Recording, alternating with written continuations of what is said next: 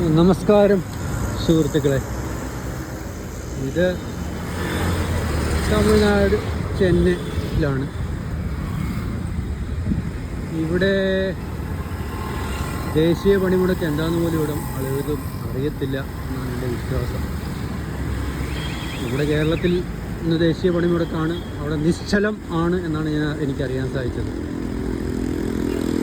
അവിടെ എല്ലാവരും ശമ്പളത്തോടുകൂടി വീട്ടിൽ നിന്ന് സ്പെഷ്യലൊക്കെ കഴിച്ച് സൂക്ഷിച്ചിരിക്കുന്ന ദിവസമെന്നാണ് പറയപ്പെടുന്നത്.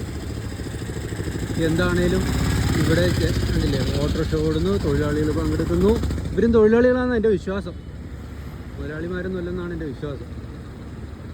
എന്നാലും എൻ്റെ പ്രബുദ്ധ കേരളമേ, ഇനി രാഷ്ട്രീയം പറഞ്ഞാൽ ഇന്ത്യ മുന്നണി ഭരിക്കുന്ന സ്റ്റേറ്റാണിത്.